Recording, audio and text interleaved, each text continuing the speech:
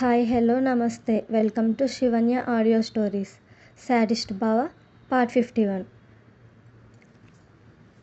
హాల్లో పడుకున్న అభి కొన్ని గంటల క్రితం తనని హగ్ చేసుకోవడం, కిస్ చేయడం అన్నీ గుర్తొచ్చి చిన్నగా నవ్వుకుంటూ టీపాయ్ పైన ఉన్న ఫోన్ తీసుకొని మెసేజ్ చేశాడు సితారాకి. ఆర్ యు అస్లీప్ అని. వెంటనే రిప్లై వచ్చింది, చూడాలని ఉంది అని. డోర్ ఓపెన్లోనే ఉంది అని రిప్లై ఇచ్చాడు అభి. అమ్మో, అత్త చూసిందంటే ఇంకేం లేదు, నేను రాను అని వాయిస్ మెసేజ్ చేసింది సితారా. వాళ్ళంతా రూమ్లో పడుకున్నారు, ఇప్పుడు బయటకు కూడా రారు, నువ్వు రావే అని హస్కీ వాయిస్తో వాయిస్ మెసేజ్ పంపాడు అభి. ఆ మాటలో ఏమైందో 10 సార్లకు పైనే వినింది. ఇంకా వింటేనే రిప్లై ఇవ్వడం కూడా మర్చిపోయింది. సితారా ఏం చేస్తుందో ముందే ఊహించిన అభి, నా దగ్గరికి రా సీతూ, ఒళ్ళో కూర్చోబెట్టుకొని మరీ మాట్లాడుతాను నీకు నచ్చినట్టు అని మళ్ళీ మెసేజ్ చేయగానే అది విన్న సితారా కంగారుగా చుట్టూ చూసుకుంది. ఎక్కడా అభి లేడు. కానీ తను ఏం చేస్తుందో అలా ఎలా ఊహించగలిగాడు అని మనసులో అనుకుంటూ ఉండగానే, నువ్వు వస్తావా, నన్ను రమ్మంటావా అని అడిగాడు వాయిస్లో హార్డ్నెస్ పెంచి. అసలే పక్క రూమ్లో ఉన్న మైరా ఎక్కడ నిద్ర లేచిద్దా అని వెంటనే నేనే వస్తాను అని చెప్పింది కంగారుగా. గుడ్, వచ్చేయ్, హాల్లోనే ఉన్నాను నేను అని చెప్పి ఫోన్ పక్కన పెట్టేశాడు. సితారా భయపడుతూ డోర్ ఓపెన్ చేసింది. పిల్లిలా ఒక్కో అడుగు ముందుకు వేసుకుంటూ వస్తున్న సితారాని చూసి నవ్వుతూ లేచి కూర్చున్నాడు అభి. మస్క వెలుతుల్లో కనిపిస్తున్న అభిని చూసి దగ్గరకు వెళ్ళింది సితారా. సితారాని చూసి కూర్చొనే చెయ్యి అందించాడు అభి. సితారా పక్కన కూర్చోబోతే లాగి ఒళ్ళో కూర్చోబెట్టుకున్నాడు. పక్కన కూర్చుంటాను అని చెప్పింది నెమ్మదిగా. దగ్గరగా ఉండు అని అంటూ 2 చేతులతో సితారాని చుట్టుకున్నాడు అభి. సితారా రూమ్స్ వైపు చూసి అవి క్లోజ్ చేసి ఉండడంతో, అత్తవాళ్ళు పడుకున్నారా అని అడిగింది. అన్నాడు చిన్నగా. బయటకు వెళ్దామా అని అడిగింది వెనుకున్న అభి వైపు చూడడానికి ప్రయత్నిస్తూ. లేట్ అయింది కదే, రేపు తీసుకెళ్తా నైట్ అని చెప్పాడు నెమ్మదిగా. ఆ బయట కాదభి, బాల్కనీలోకి అని చెప్పింది అటువైపు చూపిస్తూ. పద అని పైకి లేచి సితారా హ్యాండ్ హోల్డ్ చేసి అటువైపు నడుస్తున్నాడు అభి. డోర్ దగ్గరకు వెళ్ళేసరికి గట్టిగా గాలి వీచేసరికి ఒక్కసారిగా బాడీలో షివరింగ్ వచ్చేసి అభి చేతిని పట్టేసుకుంది టైట్గా. డోర్ క్లోజ్ చేయనా అని అడిగాడు. వద్దు, వెళ్దాం అని చెప్పింది కాన్ఫిడెంట్గా. మరోసారి ఆలోచించు, చీకటైన చల్లగాలైన పడదుగా నీకు అని గుర్తు చేశాడు అభి. పక్కన నువ్వు ఉన్నావుగా అని చెప్పింది చిన్న స్మైల్తో. మరో మాట అవసరం లేనట్టు సాటిస్ఫాక్షన్ స్మైల్ ఇచ్చాడు అభి. బాల్కనీలోకి వెళ్ళగానే లైట్స్లో వెలుగుతున్న సిటీని చూస్తుంది సితారా. వెనక ప్రియుడి స్పర్శ, ముందు అందమైన ప్రపంచం, ఇంకా దగ్గరవ్వమని చెప్పే చల్లగాలి, చలిని దూరం చేస్తున్న దగ్గర బంధం కౌగిలి. ఒక చేత్తో తన నడుముని, మరొక చేత్తో తన మెడని చుట్టుకొని తన ప్రేయసికి చలి కలగకుండా చేస్తున్నాడు అతను. బహుశా ప్రేమలో ఉన్నప్పుడు ప్రతి అమ్మాయి కోరుకునే ప్రైజ్లెస్ హగ్ ఇదేనేమో. అభి చేతులపై చెయ్యేసి తల వెనక్కి వాల్చి చాలాసేపు అలానే ఉండిపోయింది సితారా. ఆ మాత్రం సరిపోలేదేమో. కాసేపటి తర్వాత పూర్తిగా అభి వైపు తిరిగిపోయి అమాంతంగా హత్తుకుంది అతన్ని. తన చుట్టూ ఉన్న సితారా చేతులు టైట్ అయ్యేసరికి సితారా తల నిమురుతూ, ఏమైందే, లోపలికి వెళ్ళిపోదామా అని అడిగాడు అభి. ఇక్కడే ఉండు, బాగుంది ఇలా అని అంటూ వదలకుండా పట్టుకున్న సితారా తలపై పెదవులు ఆనించి, నైనాలో జాబ్ చేయాలని ఉందా అని అడిగాడు నెమ్మదిగా. అభి ఇచ్చిన ఆఫర్కి వెంటనే అభిని వదిలి తలెత్తి చూసింది సితారా. మళ్ళీ తనని దగ్గరికి లాక్కుంటూ, ఓకేనా నీకు అని అడిగాడు. అదెలా పాసిబుల్ అభి, నేను ఫ్రాడ్ అని పంపేశారుగా కంపెనీ నుండి అని చెప్పింది అప్పుడు జరిగిన సంఘటన కళ్ళ ముందుకు రాగానే నొచ్చుకుంటూ. నిన్నెవడన్నాడే ఫ్రాడ్ అని, నరుకుతా అన్నవాడిని అని అనగానే సితారా బ్లాంక్ ఫేస్తో చూస్తూ, ఆ ఉద్యోగాడికి పరువు నష్టం కింద నాకు ట్యాక్స్ వేసి జాబ్ రిజైన్ చేయమన్నారంటే మీనింగ్ అదే కదా అని అడిగింది అమాయకంగా. అదేం కాదు, కావాలి అనుకుంటే నిన్ను తరపున ఫైట్ చేయగలను, కానీ నువ్వు ఆ కంపెనీలో ఉండడం సేఫ్ కాదా అనిపించింది అందుకే వాడు అడిగినంత పే చేసి నిన్ను జాబ్ మానిపించాను అని చెప్పిన వెంటనే సితార రకరకాల ఎక్స్ప్రెషన్స్తో చూస్తూ, మరి ఇప్పుడు ఓకేనా అని ఎందుకు అడుగుతున్నావు అని అడిగింది. అభి ముందుకు వంగి ఊరిస్తున్న సితార పెదవులు నెమ్మదిగా అందుకుంటూ, ఎందుకంటే ఇప్పుడు నేను నా సీతుని ప్రొటెక్ట్ చేసుకోగలను కాబట్టి, కొన్ని రోజుల్లో నిన్ను అఫీషియల్గా నాలో సగం చేసుకోబోతున్నాను కాబట్టి అని చెప్పగానే నార్మల్గా చూసింది సితార. ఆగి ఆగి తెలుస్తున్న అభి పెదవుల స్పర్శకి మళ్ళీ కళ్ళు మూసింది సితార. సితూ అని పిలిచాడు నెమ్మదిగా. అని అంది కళ్ళు తెరవకుండానే. పెళ్లి చేసుకుందామా అని అడిగాడు చెవి దగ్గరికి చేరి. షాక్ అవ్వలేదు సితార. ఎందుకంటే అభి ప్రేమ పేరుతో మాయ మాటలు చెప్పి మోసం చేసేవాడు కాదని తనకి ముందే తెలుసు కాబట్టి. అలా అని ఇంత త్వరగా కూడా ఊహించలేదు. వెంటనే అభి నుండి జరిగింది. ఏమైంది అని అడిగాడు తనకి దగ్గరగా వెళ్తూ. సితార స్వింగ్ చైర్లో కూర్చొని ఆలోచిస్తుంది. నిన్నే అడిగేది, కొంపతీసి హ్యాండ్ ఇస్తావా ఏంటి అని అడిగాడు డౌట్గా చూస్తూ. వెంటనే అభిని గిచ్చింది గట్టిగా. ఏ మెంటల్, ఇంత గట్టిగా గిచ్చావేంటే, ముందా నెయిల్స్ కట్ చేయి లేదంటే నేనే కత్తిరిస్తా అని బెదిరించాడు. లేకపోతే ఏంటి, నేను హ్యాండ్ ఇచ్చే దాంట్లో కనిపిస్తున్నానా అని అడిగింది గొంతు పెంచి. కాదులే, కానీ డౌట్గా అనిపించింది నీ ఫేస్, అందుకే అని అంటుండగా. డౌట్గా అనిపిస్తే అడిగేస్తావా అని అంది కోపంగా చూస్తూ. సరేలే, ఇప్పుడు ఏమంటావు అని అడిగాడు పక్కనే కూర్చొని. సితార 2 seconds ఆలోచించి టైం కావాలి అని అంది. టైం ఎక్స్పెక్ట్ చేయొచ్చా అని అడిగాడు. 2 years అని చెప్పగానే, దట్స్ లాంగ్ పీరియడ్ సీతు, నాతో కాదేమో అని చెప్పాడు గారాలిపోతూ. సితార ఏం మాట్లాడలేదు. రీజన్ ఏంటో తెలుసుకోవచ్చా అని అడిగాడు. సితారాకి అర్థం కాలేదు ఏం చెప్పాలో, కానీ అబద్ధం కూడా చెప్పలేకపోయింది. సితార ఆలోచించడం చూసి, నీకు ఇష్టం లేకపోతే వద్దులే అని అన్నాడు. జాబ్ చేయాలని ఉంది, రీసెంట్గానే కదా స్టడీస్ కంప్లీట్ అయ్యాయి, ఇంకా మమ్మీకి నా తోడు అవసరం ఉంటుంది, సింగిల్ పేరెంట్ కదా అని చెప్తున్నప్పుడు సితార గొంతులో బాధ తెలిసింది అభికి. తన చుట్టూ చేతులేసి దగ్గరికి తీసుకున్నాడు. తన భుజంపై తడుతూ, ఇట్స్ ఓకే సీతు, నీకు నచ్చినట్టు చేయి, టుమారో హైరింగ్ లెటర్ పంపిస్తాను, జాయిన్ అవ్వు అని చెప్పగానే అలానే ఎమోషనల్ అయిపోతూ అభిని హగ్ చేసుకుంది సితార. దీనికే ఎందుకంత ఎమోషనల్ అవుతున్నావే అని అడిగాడు తన వెన్ను నిమురుతూ. నీకు తెలుసా అభి, డాడ్ చనిపోయారు అని చెప్పింది చాలా ఎమోషనల్గా. నిజానికి కన్నీళ్ళు రెప్పలు దాటడానికి రెడీగా ఉన్నాయి.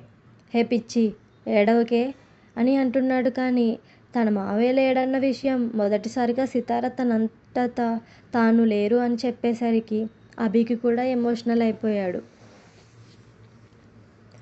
అలాగే సితారాని గుండెకు హత్తుకొని ఉండిపోయాడు మౌనంగా.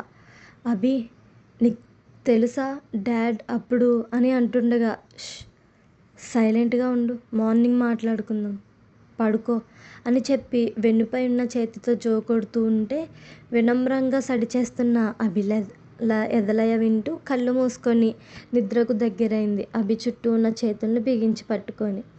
సితార పడుకున్నాక కూడా చాలాసేపు ఆలోచిస్తూనే ఉండిపోయాడు అభి. సితార ఫస్ట్ టైం ఇంత ఎమోషనల్గా మాట్లాడేసరికి అనుకోకుండా ఉండలేకపోయాడు. మావయ్య చనిపోయినప్పుడు వీళ్ళెంత స్ట్రగుల్ అయి ఉంటారు అని. సితార నుదిటిపై ముద్దు పెట్టుకొని, సారీ సీతు, నీ హార్డ్ టైంలో నేను నీ పక్కన లేను, ఇకపై నీ లైఫ్లో నీ హార్డ్ టైం అనేది రాకుండా చూసుకుంటా అని చెప్పి గట్టిగా పొదివి పట్టుకున్నాడు సితారాని.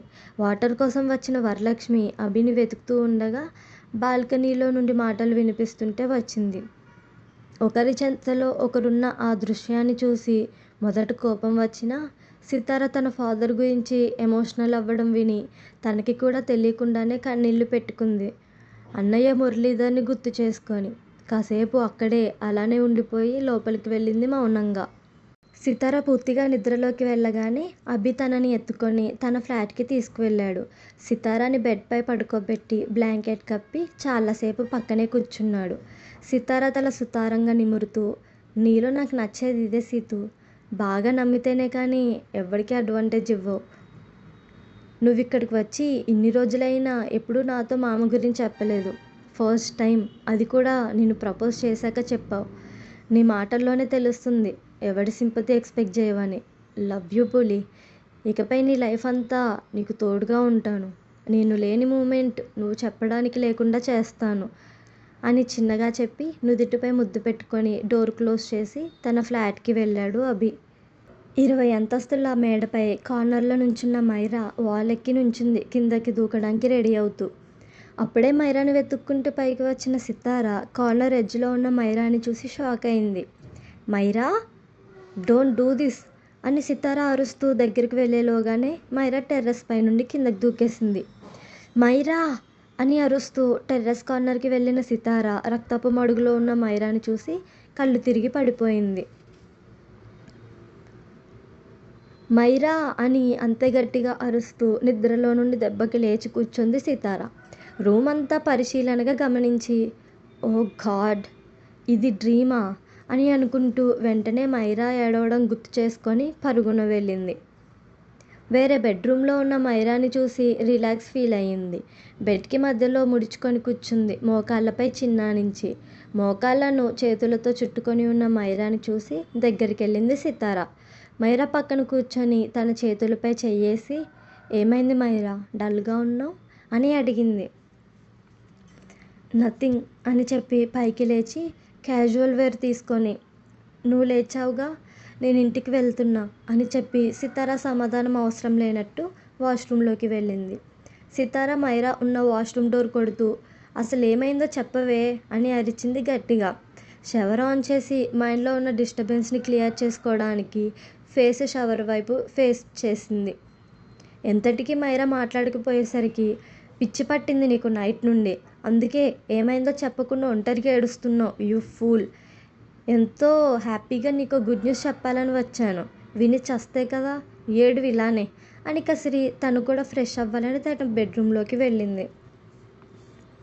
ఫ్రెష్ అయ్యేసి బయటకు వచ్చిన మైరా సితార లేకపోవడం చూసి అక్కడే హాల్లో వెయిట్ చేస్తుంది చెప్పేసి వెళ్దామని.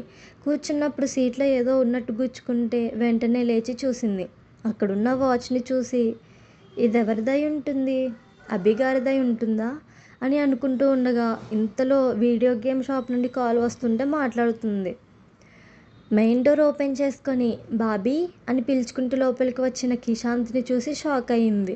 చేతిలో ఉన్న ఫోన్ ఎప్పుడు నేలని చేరిందో కనీసం తనకైనా తెలీదు. సీతారాం పిలుచుకుంటూ లోపలికి వస్తున్న కిషాంత్ హాల్ నడిమధ్యలో ఉన్న మైరాని చూసిన మరుక్షణం అతని అడుగులు ఆగిపోయాయి. 2 క్షణాల పాటు ఇద్దరి చూపులు కలుసుకొని విడిపడ్డాయి. మైరాని చూసి సితారా బాబీ అన్నాడు పూర్తి చేయమన్నట్టు ఆగిపోయాడు. కిషాంత్కి సమాధానం ఇవ్వడం ఇష్టం లేనట్టు పెద్ద పెద్ద అడుగులతో ఫాస్ట్గా రూమ్లోకి వెళ్ళి డోర్ క్లోజ్ చేసింది గట్టిగా. కిషాంత్ని చూసి చేతిలో ఉన్న ఫోన్ జార విడిచింది కానీ వాచ్ని మాత్రం పడేయలేదు. ఆ సౌండ్కి కళ్ళు చెవులు రెండూ మూసుకున్నాడు కిషాంత్. 3 సెకండ్స్కి ఓపెన్ చేసి, నిన్నటి మన కౌన్సిలింగ్కి పాప బాగా హర్ట్ అయినట్టుందిగా అని మనసులో అనుకుంటూ ఉండగా వేరే రూమ్లో నుండి దర్శనమిచ్చింది సితార. ఎదురుగా ఉన్న కిషాంత్ని చూసి నవ్వుతూ, గుడ్ మార్నింగ్ కిషు అని పలకరించింది. మార్నింగ్ బాబీ అని చెప్పి, బాబీ, నిన్న నేను నా వాచ్ ఇక్కడ వదిలేశాను, ఒకసారి చూస్తారా అని అడిగాడు. షూర్ కిషు అని అంటూ సోఫాలో ఉన్న పిల్లోస్ అన్నీ తీసి చూస్తుంది సితార. 10 మినిట్స్ అయినా దొరకకపోయేసరికి, ఇట్స్ ఓకే బాబీ, లైట్, కానీ దొరికితే మాత్రం నాకు కాల్ చేయండి, మమ్మీ లాస్ట్ గిఫ్ట్ అని చెప్పాడు నెమ్మదిగా. కిషాంత్ అలా చెప్పగానే మనసంతా ఏంటోలా అనిపించింది సితారాకి. లోపలున్న మైరా కూడా కిషాంత్ మాటలు విని సడన్గా ఎన్నో డౌట్స్ వచ్చినా ఇప్పుడు అవి ఇంపార్టెంట్ కాదు అన్నట్టు డోర్ ఓపెన్ చేసుకొని వెళ్తున్న కిషాంత్ని చూస్తూ సీతు అని పిలిచింది. సితారాతో పాటు డోర్ దాటబోతున్న కిషాంత్ కూడా ఆగి చూశాడు. అప్పటి వరకు కిషాంత్ వైపు చూసే మైరా కిషాంత్ తన వైపు చూడగానే చూపు తిప్పి సితారా వైపు చూస్తూ, ఇదేనేమో అతని వాచ్, ఇచ్చే అని సితార చేతిలో పెడుతూ ఉండగా, నీకెక్కడ దొరికింది మైరా ఈ వాచ్ అని అడిగింది సితార.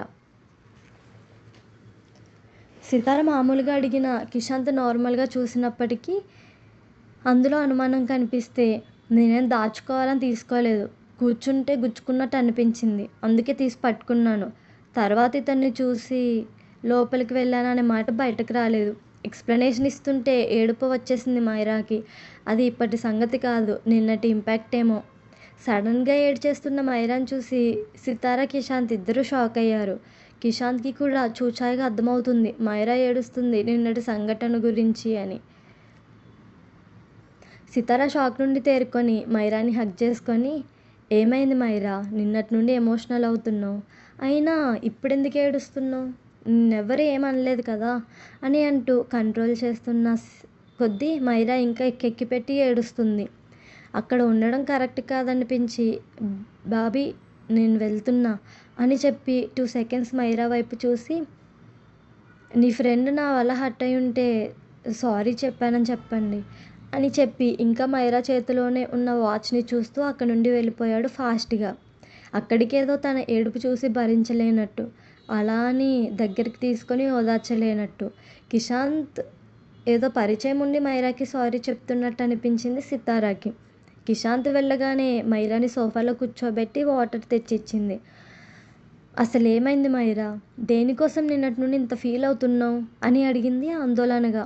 కిషాంత్ తనకు స్వయంగా మరిది అవుతాడు అనే నిజం దాచినందుకు నిన్నటి నుండి సితార పైన కోపంగా ఉన్న మైరా ఏడుపు ఆపి కన్నీళ్లు తుడుచుకొని తన బ్యాగ్ తీసుకొని అక్కడి నుండి వెళ్ళిపోయింది ఫాస్ట్‌గా. ఫ్లోర్‌పై ఉన్న తన ఫోన్ తీసుకొని వెళ్ళిపోతూ.